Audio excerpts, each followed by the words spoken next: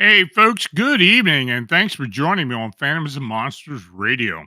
I welcome all new listeners and members to the channel, as well as first timers in the chat.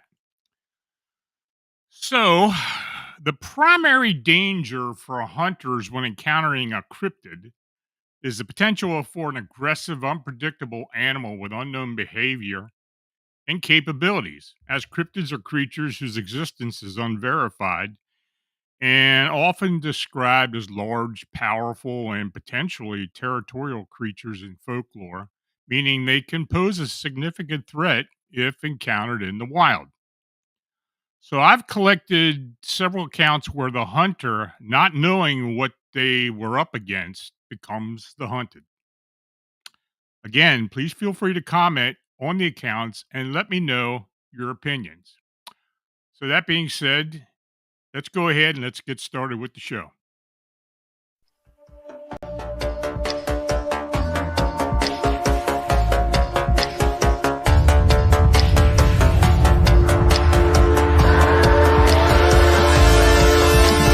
We live in a reality of phantoms and monsters. They exist among us, and sometimes they win. Even the devil was an angel once. The world has its own rules, and these rules are not human. Some of us seek answers to the origin and existence of cryptids and the unexplained. Join us as we venture beyond the known and accepted boundaries. Welcome to our nightmare. I think you're going to like it.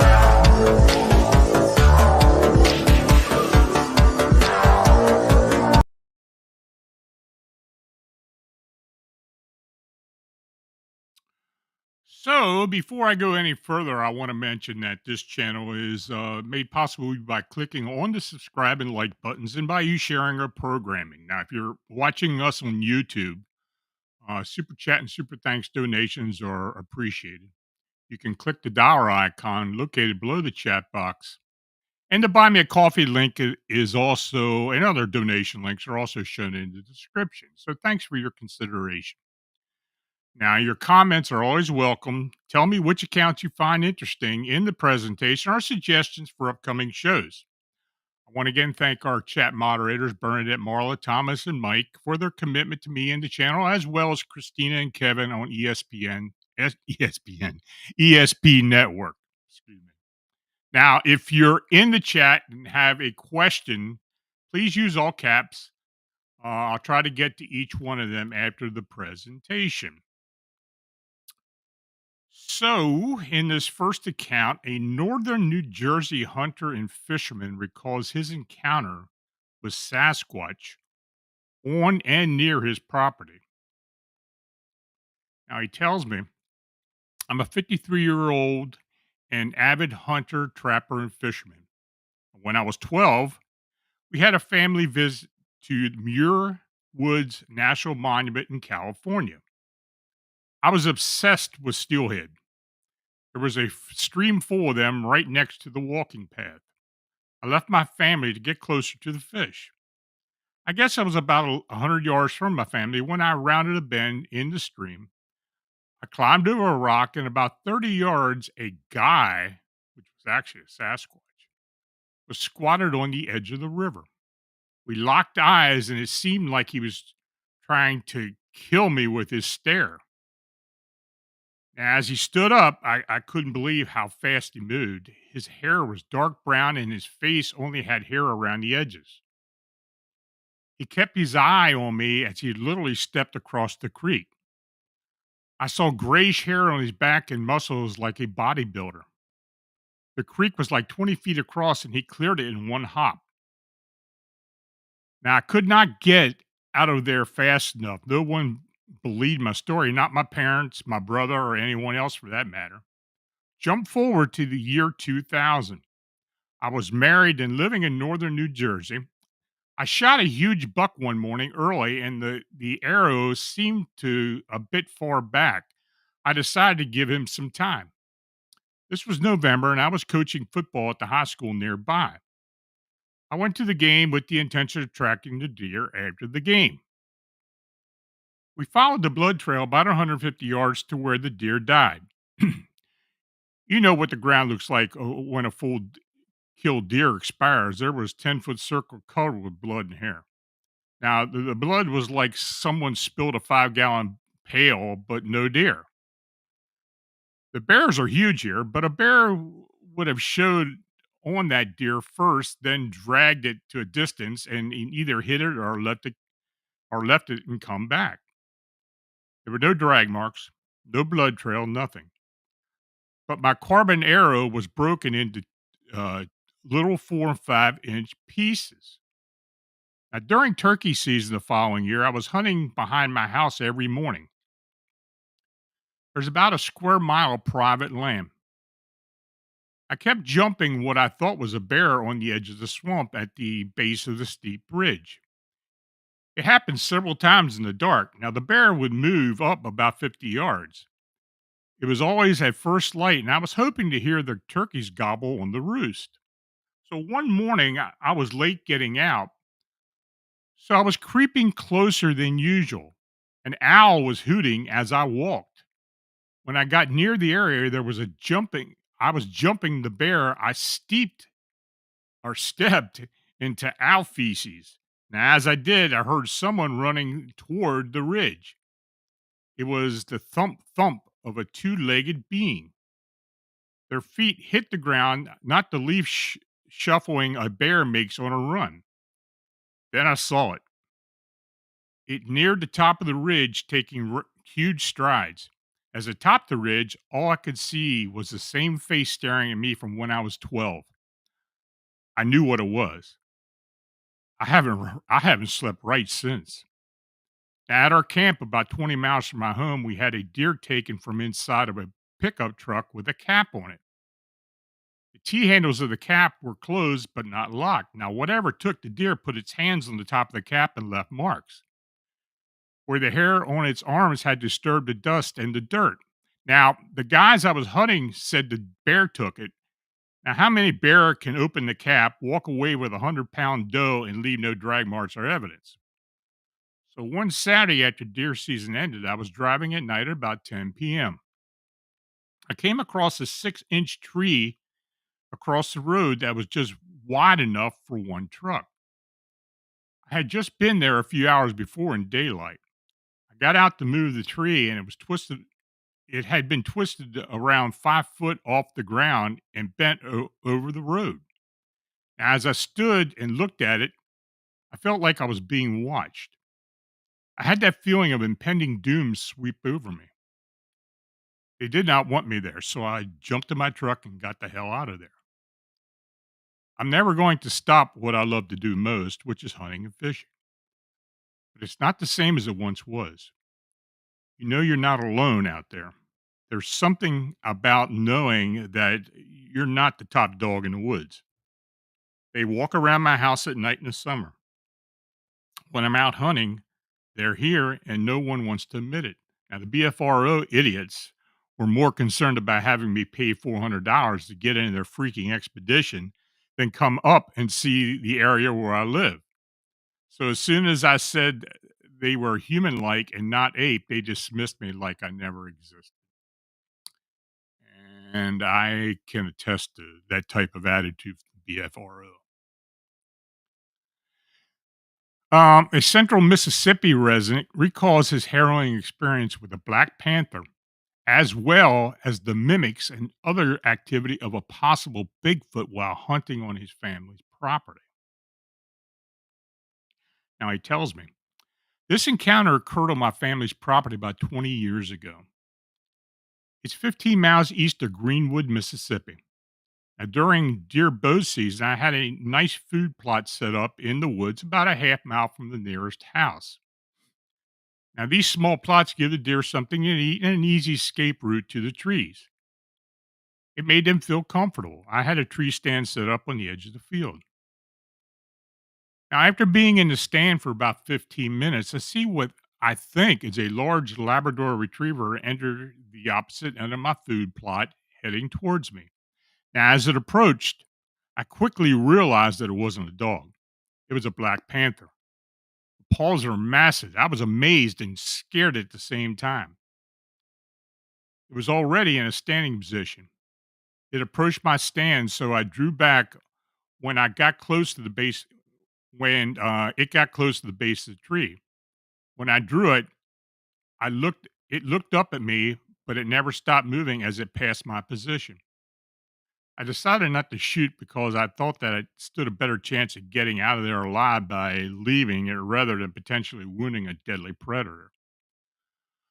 I also recall that my grandfather had told my uncles that the big cats were there many years ago. Now, this cat was about 7 foot long. That's the body length of approximately 5 feet. It showed no fear of me and almost acted like it knew me. Now, I'd hunted this wood since I was a young teen. I stayed in the stand until it was dark and then I got down. I thought it would be the best for me to follow the panther's route to ensure that he was gone. So I walked about 50 yards on the trail that I saw him follow. Then, in the glow of my flashlight, I saw green eyes shine, and then his head extended out from behind an oak tree. I stopped and notched an arrow, then stepped backward until I made it up the open field that was on top of a hill. I put my arrow back in the quiver and ran half a mile to my truck. I took a day off during the week to do some turkey hunting. Now, I got a late start, but I had a good idea where I needed to go for the late morning hunt. I set my turkey decoys up in an opening that had two trails running perpendicular to my position. I sat in the corner and against a large oak tree. I chilled for a few minutes to see if anything would sound off. I tried to call an owl call. Immediately, an owl called back just a short distance in front of me and then another to my left. The calls responding were too loud and from two separate animals. Now, this was not an owl. It was something mimicking an owl, and it was something with big lungs. I packed my gear and headed for the truck. That hunt was over. The next winter, I took my son and uncle in there for a quick squirrel hunt. My son was little, but wanted to get him exposed to the woods. We started hearing trees being pushed over in a distance, and I asked my uncle what he thought it was. He didn't have a clue, and then we got the hell out of there. Again, this hunt was over as well. I did some research after those events, and I learned that others had posted sightings of Bigfoot creatures and similar behavior on the Mississippi BFRO page. I never saw the creature, but I'm certain that something was there.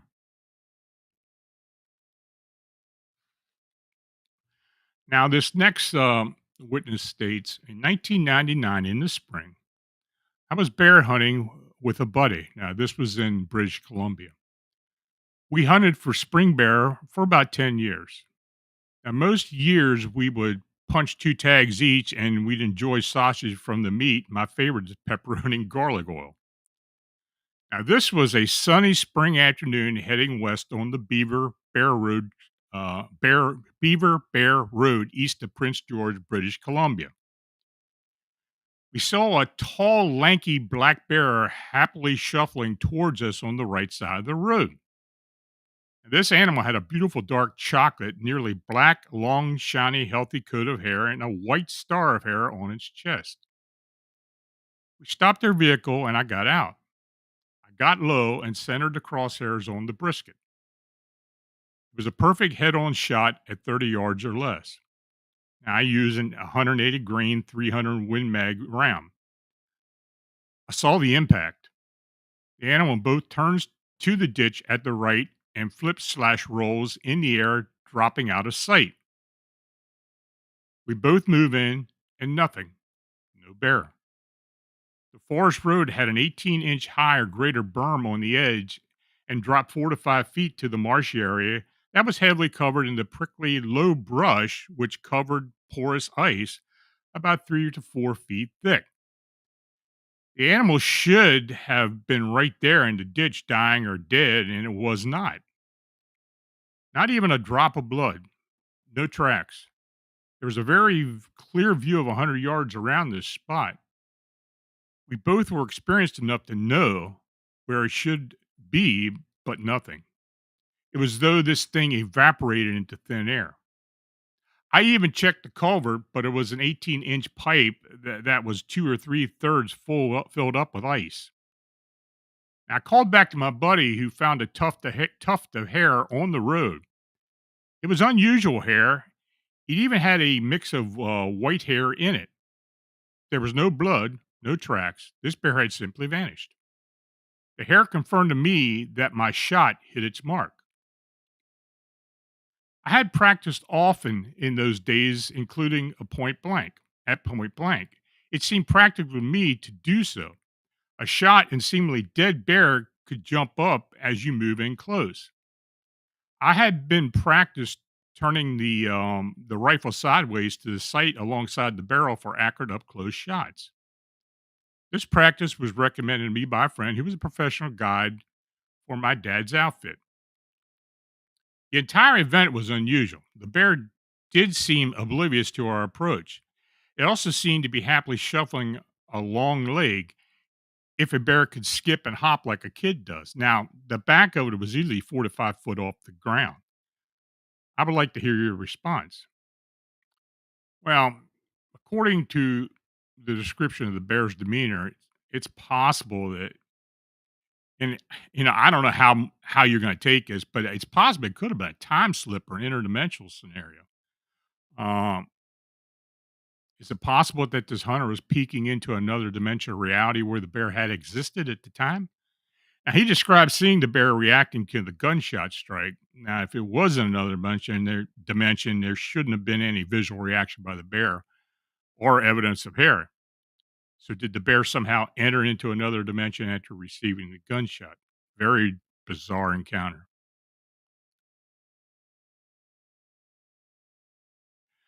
Now, in this next account, the witness states this incident occurred about 7 years ago when I was in my late teens on a muzzle loaded mule deer hunt in the far northeastern part of Utah. Now, this area contains some of the most remote places in the state.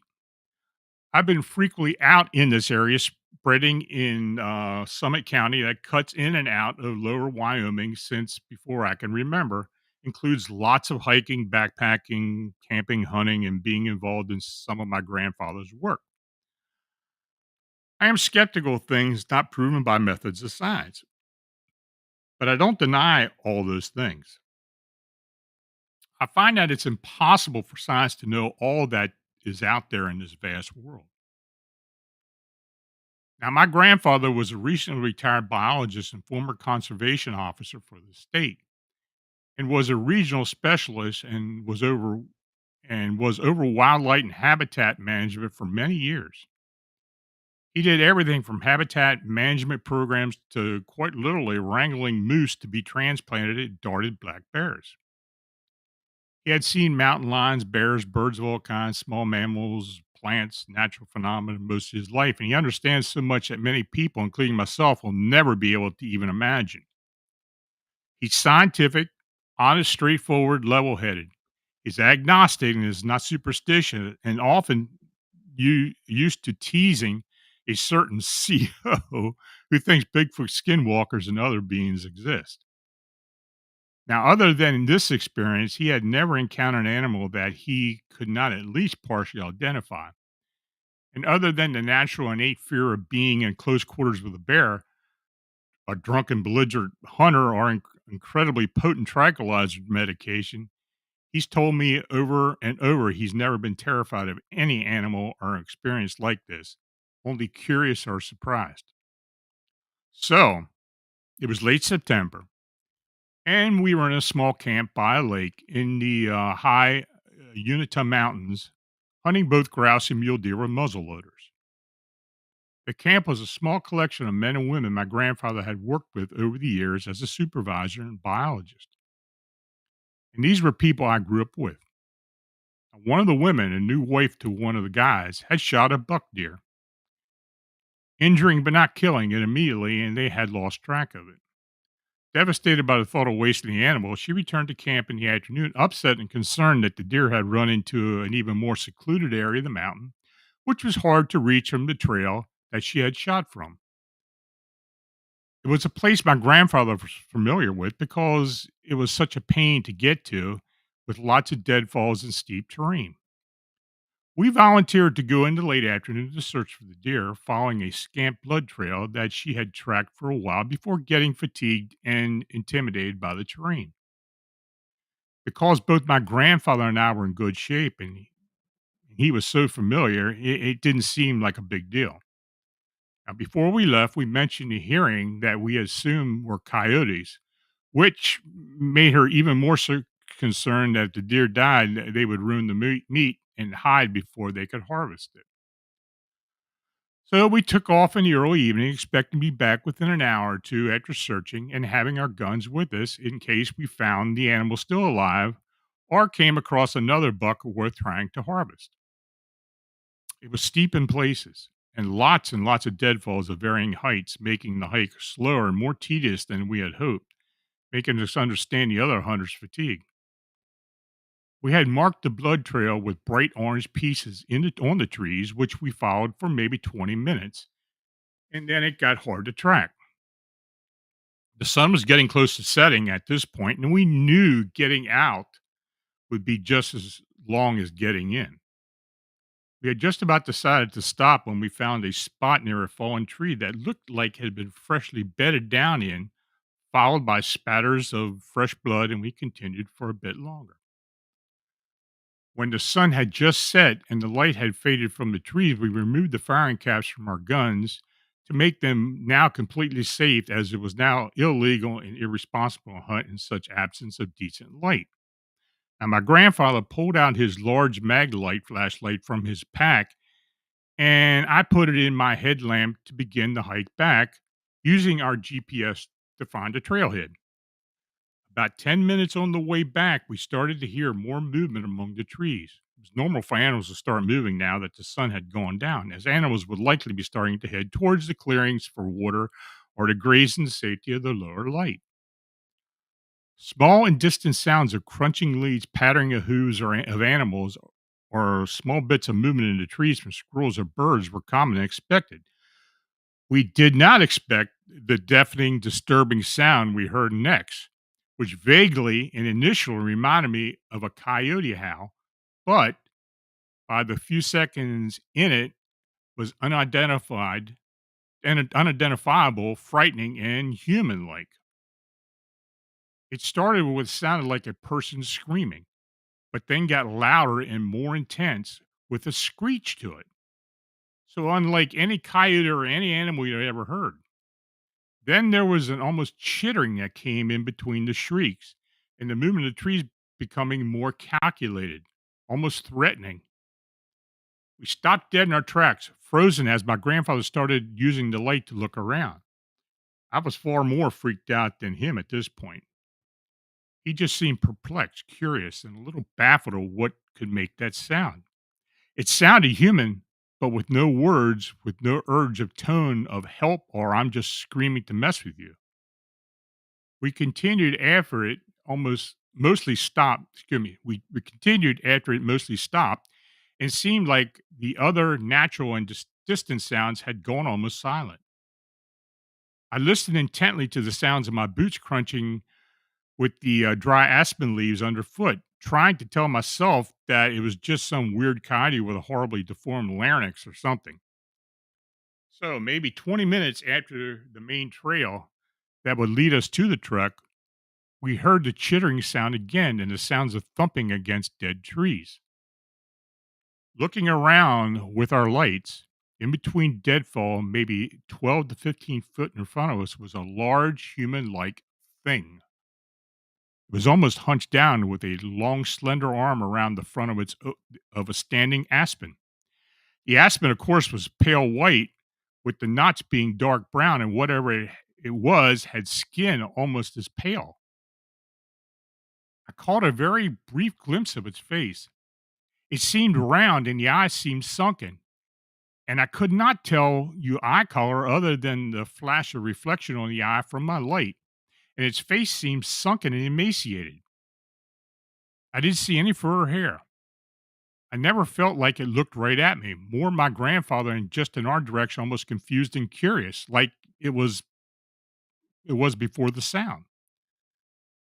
Now, for a mere couple seconds, I caught a glimpse of it, but that was it. I looked down at the ground, holding my eyes shut tight, trying to imagine being safe and secure in the truck. And my grandfather took a few stumbling steps backwards towards me. Now I heard the thing go off to our side, moving quickly with purpose through the trees to the side, and then drop down behind us. I would assume according to the sound, but I hope it went in the opposite direction. Now my grandfather turned to where it had veered off as to follow it, but he soon stopped and looked at me. I had never since seen him so confused, baffled, horrified, and curious, and in awe. I was crying at that point, ugly crying, trying to muffle my shaking teeth and voice. And I asked him, "What was that?" Over and over, I asked, and he had no answer for me. He pulled his gun off his shoulder and put a cap back on the nipple of the igniter, making the gun live, and he then carried it in front of his body in his arm.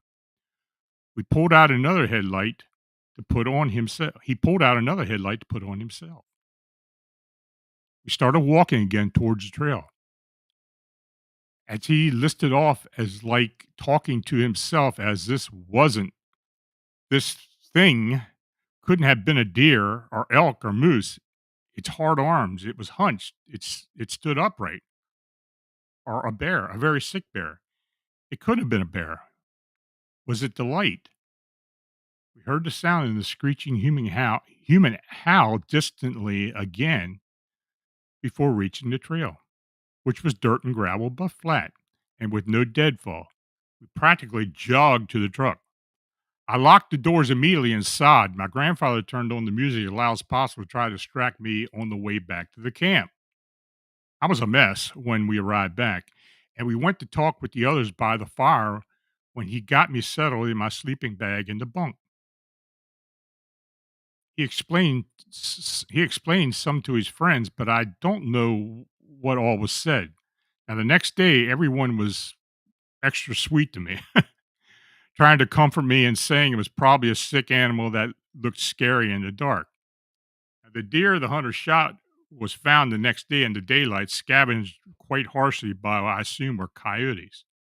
Now, to this day, he has no clue what it was, nor what that sound was. And before and since, and I've heard both coyote and many other animal sounds that never even compared to that sound. Now, the scientist in me and in him, the hopeful and the blissfully ignorant people in us hoped and speculate it was just a deformed, sick animal in scant life. But I still had no clue of what it was. And I hope I never ever experience it again. Now, it was probably a pale crawler. Um, I get more and more hunters coming forward talking about the pale crawler sightings, which, quite frankly, up to a decade ago, we never got. Now, why these things are being seen and reported now in the past decade or so, I don't know. It's still, even though I wrote a book about it, I still don't understand what these things are.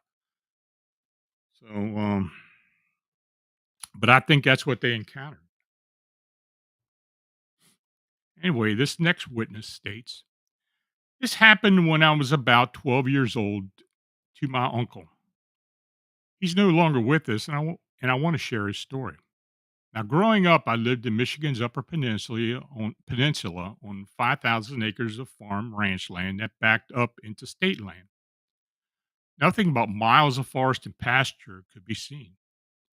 It, it made us tough. It takes a lot to spook us. We are all avid hunters, fishermen, and outdoorsmen. Being the only girl, I was raised as a tomboy. I'm just the same. My uncle went off to join the military, became a senior NCO in a prominent Special Forces division of the U.S. Navy.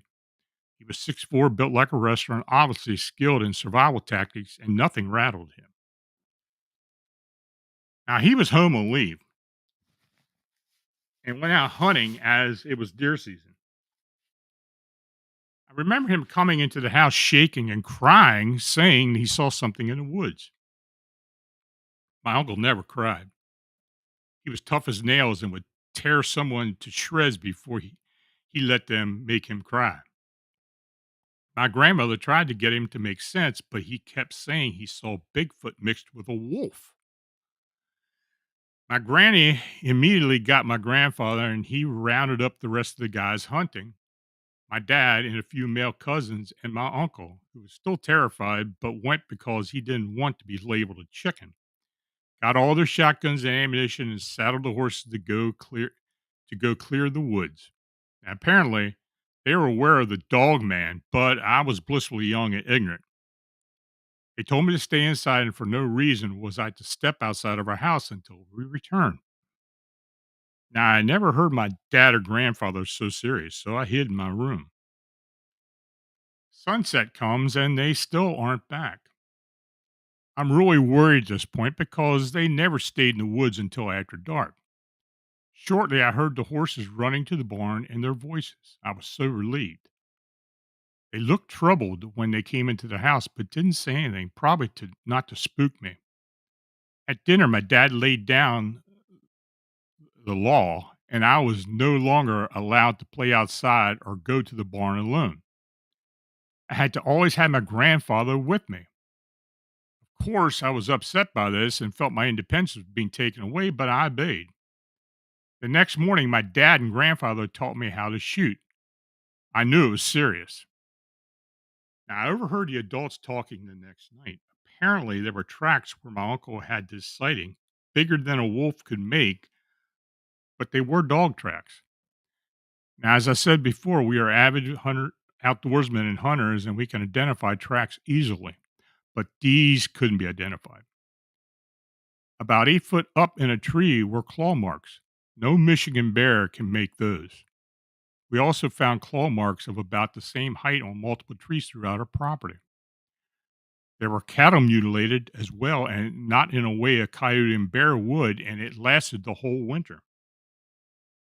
We lost about 30 to 40 cattle that winter, all of them mutilated, all with the same wolf dog tracks in the snow. I really feel like this experience changed my uncle. Who knows? He did multiple tours in the Middle East for Desert Storm and Operation Iraqi Freedom before he committed suicide. Now, after that experience, though, he was never the same.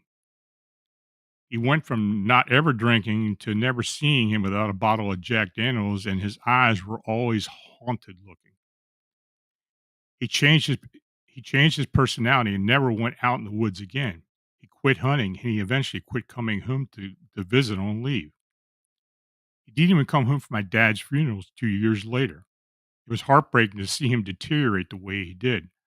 I truly believe he saw something out there and it ultimately killed him. Now, over the years, there have been a lot of witness reports coming out of Michigan's Upper Peninsula of the infamous Michigan Dog Man. Um, it's not just in the Upper Peninsula. Northern Michigan also has a lot of sightings, but of course, we get a lot of sightings in the Upper Midwest. So, did he see a dog man? I don't know. An upright canine subtype? Who knows? Now, a First Nations man told his grandson about an incident where he encountered a winged alien in a tree. After shooting the being and watching it fall, there was never any trace of it found. So the witness states to me, my grandfather was a real badass. He was born in Alberta, Canada during the early 30s and raised his three brothers on a reservation from the time he was 9. This was after his parents left for British Columbia with their only daughter, promised to return, and none of the boys ever saw them again. To make ends meet, he learned carpentry and worked as a laborer and bare knuckled box against older men for extra cash. He learned how to track and hunt and always came home with something to eat when work was scarce. When he was 14, he put the second oldest brother in charge of the household, left the res in search of his parents and a better life, and never went back. That was the last time he saw any of his family members. He spent several months riding the rails, befriending some transients while using his fighting skills to defend himself against others. He eventually made his way to Vancouver, the last known whereabouts of his parents and sister, and started working in a pulp mill. At 17, he met my grandmother, and the two eventually married, leading him to giving up his search for his family. They bought some land, and he spent his free time building several houses, which still stand today. One of those sat on the land he bought with my grandmother, which included acres of wooded area. On this land, my grandparents kept horses and small farm animals for eggs and meat. Now, my aunt was born in the early 50s, and then my mother came along right after the end of the decade. As far as I've heard, nothing bad or strange ever happened until my mom found an old Ouija board and played it by herself. But I don't know if it has any relation to the story. Now, my mother was around 8 when she was riding her horse through the wooded area of their acreage when the horse stopped dead in its tracks.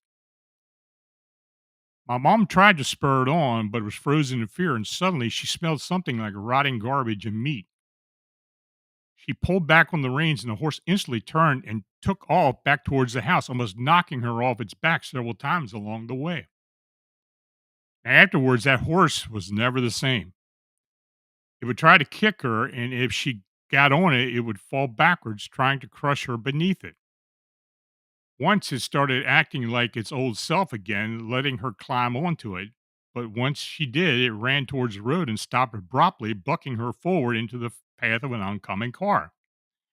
My grandpa saw it happen and put a shotgun to its head, and the horse just kept breathing heavily and staring straight ahead. My mother barely missed being run over by a car that saw the horse coming and managed to swerve out of the way. And my grandmother begged my grandfather not to shoot the horse. He finally decided to give it away, and when he saw my mother wasn't badly injured, that same horse fell on the next person to that same horse fell on the next person to ride it, breaking her collarbone. And my father did what my grandpa said he should have done in the first place. So after that, animals started going missing, and one of the hunting dogs was injured by something during an attack at night. And my grandpa set up some traps and stayed in the hayloft above the barn with a shotgun and rifle beside him and slept out there for several nights.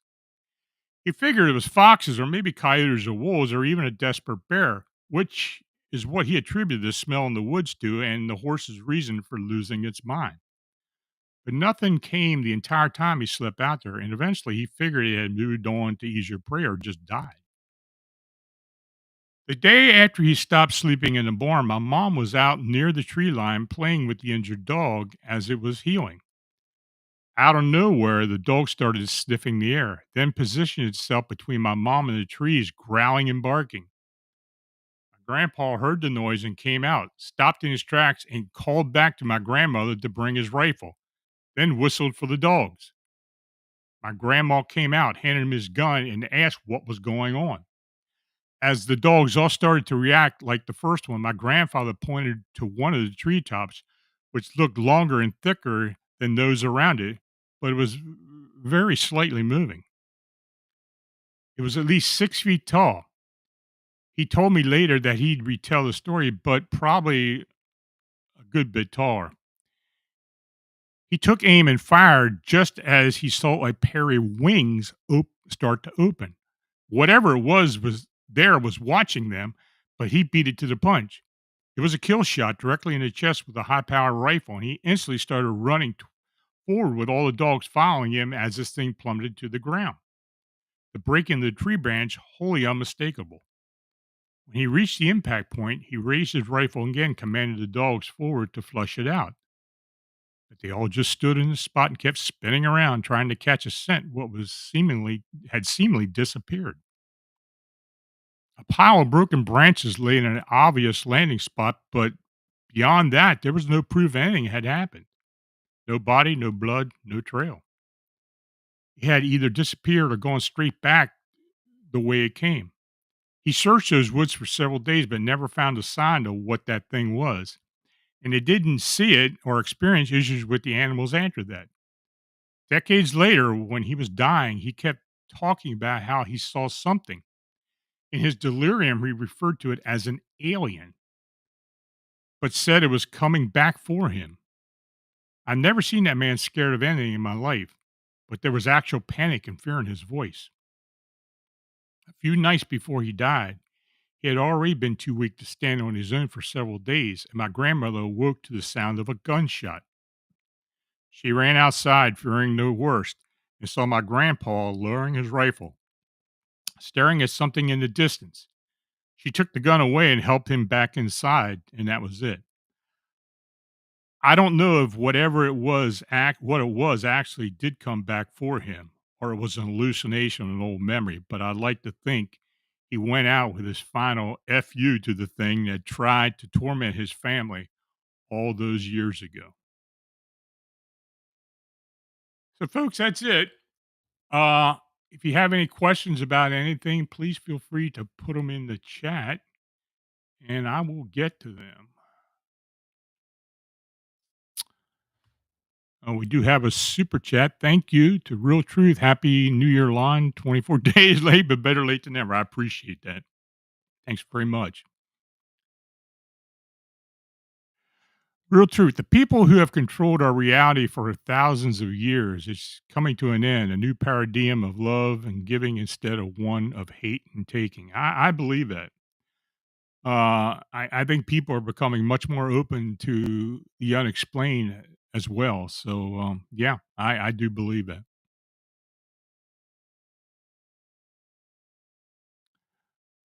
Granzier 12. Lon, love your work. Heard your interview when you had Mac Maloney on your stream. Any chance of getting him back on? I enjoyed his Wingman book series. I'll see what I can do. I haven't talked to Mac in years, so I'll see what I can try and do to get him on.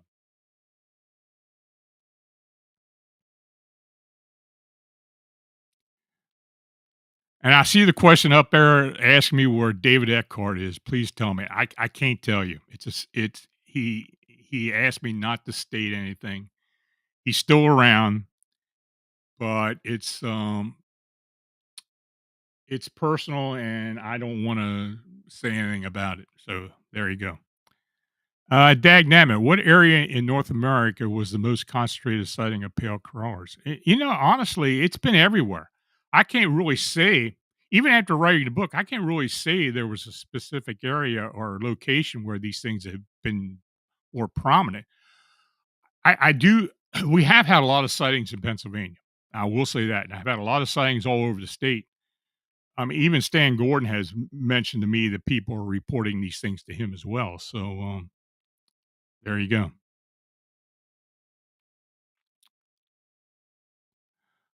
Kevin Emery, what do you think of all the upcoming disclosures on ETs? I don't know what to think. You know, I I don't get too riled up in the possibility of disclosure. I've seen it to a certain degree before, but I really don't believe we're going to be given much information until it's actually absolutely needed to know. I mean, needed to be out there. Um, I may put together something eventually concerning the possibility of disclosure and some of the things I've investigated over the years as well. But yeah, I don't know what to make of it. Jose Sanchez, the fact that people are taking up more spaces of animals could be why there are more encounters these days. That's entirely possible. The habitat has absolutely decreased. And it does seem a lot of these animals that were hesitant to come into property are not so much now. Now I don't know why that is, but it does seem that way.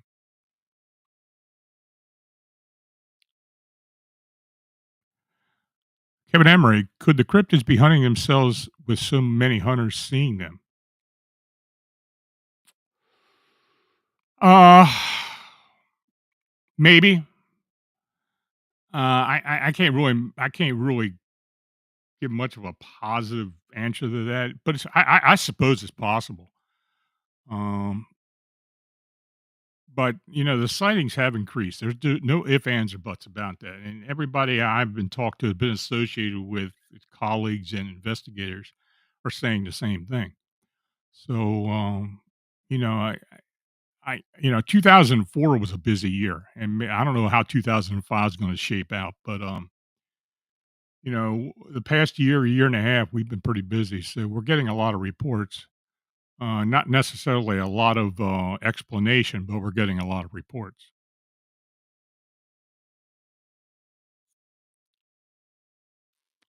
Thanks for letting us know. No problem. It was about David. Yeah, no problem. That's the best I can do. I wish I could tell you more.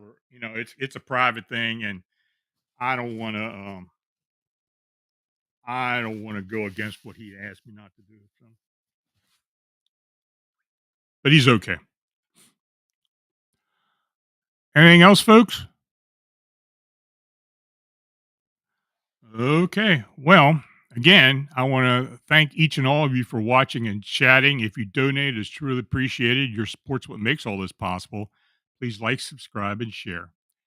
And if you have a sighting or encounter report that you'd like to be considered for the personal report show, or post on Phantoms and Monsters, just forward to me at my email at Lon Strickler, phantomsandmonsters.com. So until next weekend, or next Friday night, that is, stay safe, stay healthy, and we'll do this again next Friday night. So take care.